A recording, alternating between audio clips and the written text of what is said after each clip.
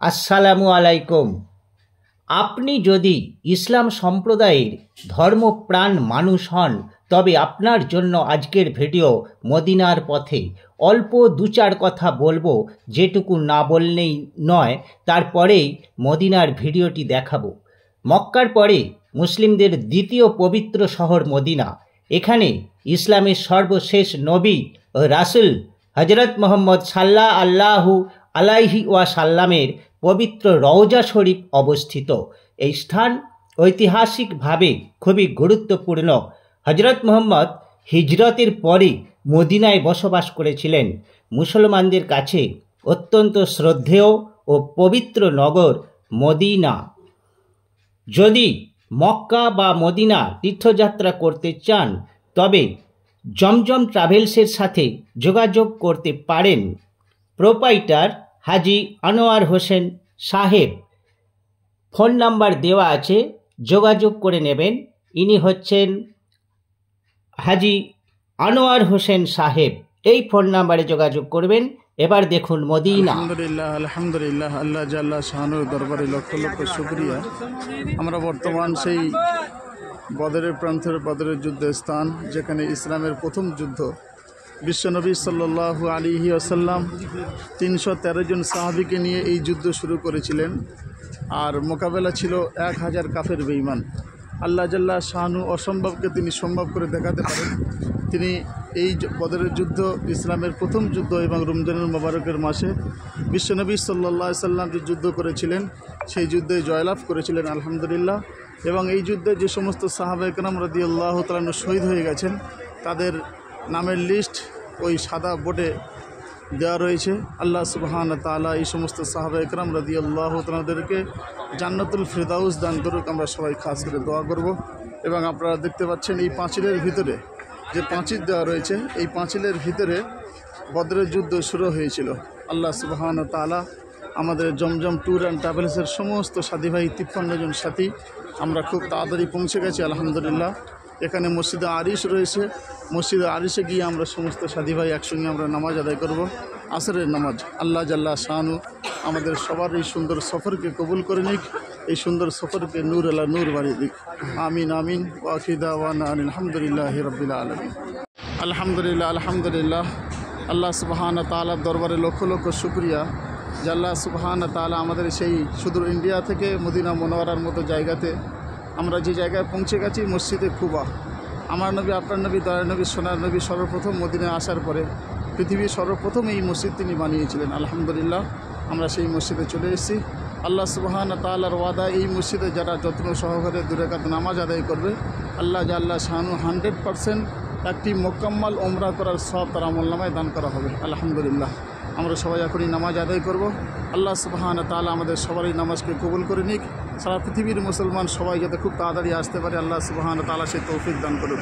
আমিন আমিন। ওয়া আখিরু দাওয়ানা আলহামদুলিল্লাহি রাব্বিল আলামিন। আলহামদুলিল্লাহ আলহামদুলিল্লাহ। আমরা বর্তমান মদিনা মুনাওয়ারার মতো জায়গাতে সেই উহুদের ময়দানে পৌঁছে গেছি আলহামদুলিল্লাহ। বিশ্বনবী সাল্লাল্লাহু আলাইহি ওয়াসাল্লামের সাহাবী 70 জন সাহাবী এই কবরস্থানে শুয়ে রয়েছেন। আমরা সেই জায়গায় আল্লাহ জাল্লা শাহানু আমাদের আসার তৌফিক দিয়েছেন। আপনারা যে ছোট পাহাড়টা দেখতে পাচ্ছেন, এই পাহাড়ের তলদেশে বিশ্বনবী সাল্লাল্লাহু আলাইহি ওয়াসাল্লাম সাহাবীদেরকে বলে দিয়েছেন যে যুদ্ধ চলাকালীন যতক্ষণ পর্যন্ত আমি না তোমাদেরকে বলবো তোমরা এই পাহাড়ের কোল থেকে কেউ সরে যাবে না, এই জায়গায় তোমরা দাঁড়িয়ে থাকবে। তো একটা সময় যুদ্ধ চলতে চলতে কাফের বেঈমানেরা যখন পালিয়ে গেছে, যখন ময়দান ফাঁকা হয়ে গেছে, তো সাহাবীরা দেখছেন যে আমরা যুদ্ধে জয়লাভ করে ফেলেছি। তো আল্লাহর হাবিব সাল্লাল্লাহু আলাইহি ওয়াসাল্লামের বিনা অনুমতিতে সেই সাহাবীরা ওখান থেকে সরে এসেছিলেন। আর যখনই সরে এসেছিলেন এই পাহাড়ের পিছনে কাফেররা লুকিয়েছিল, তারা পিছন থেকে এসে ধার করে সাহাবা রাদিয়াল্লাহু তাআলা আনহুদেরকে শেষ করে দিয়েছেন। তারা শহীদ হয়ে গেছেন। সেই 70 জন সাহাবী এই কবরস্থানে শুয়ে রয়েছেন। তার মধ্যে আমিরে মুআবিয়া, আমির হামজা রাদিয়াল্লাহু তাআলা আনহু, যিনি খুব কষ্ট পেয়েছিলেন, জানার কলিজাকে বের করা হয়েছিল এবং টুকরো টুকরো করা হয়েছিল, চিবানো হয়েছিল। আল্লাহর হাবিব সাল্লাল্লাহু আলাইহি ওয়াসাল্লাম সেই সমস্ত সাহাবীদের জন্য খাস করে দোয়া করে দিয়েছেন। আপনারা দেখছেন উহুদের ময়দান, উহুদের পাহাড়। আল্লাহ সুবহানাহু ওয়া তাআলা এই উহুদের পাহাড় একটা সময় জান্নাতে যাবে। আল্লাহর হাবিব সাল্লাল্লাহু আলাইহি ওয়াসাল্লাম বলে গেছেন, সাহাবীদের উদ্দেশ্যে তিনি বয়ান করে গেছেন, দোয়াও করে গেছেন। আমরা সেই উহুদের ময়দান ছোটোবেলাতে আমরা শুনতাম, এই উহুদের পাহাড়, উহুদের ময়দান, এই বয়ান শুনতাম, বয়ান করতাম। আজকের আল্লাহ জাল্লা শানু আমাদের মতো গুনাহগার বান্দাদেরকে সকলকে সেই উহুদের ময়দানকে কবুল করে নিয়েছেন। আলহামদুলিল্লাহ, আলহামদুলিল্লাহ। আমরা খাস করে দোয়া করি সারা বিশ্ববাসীর জন্য, বিশ্বের মুসলমানদের জন্য, তারা যেন খুব তাড়াতাড়ি আল্লাহর পেয়ারা হয়ে, আল্লাহর মেহমান হয়ে এই সমস্ত জায়গাতে পৌঁছে যেতে পারে।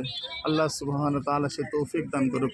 আমিন আমিন। ওয়া আখিরু দাওয়ানা আলহামদুলিল্লাহি রাব্বিল আলামিন। আলহামদুলিল্লাহ, আলহামদুলিল্লাহ। আল্লাহ জাল্লা শানুর দরবারে লক্ষ লক্ষ শুকরিয়া।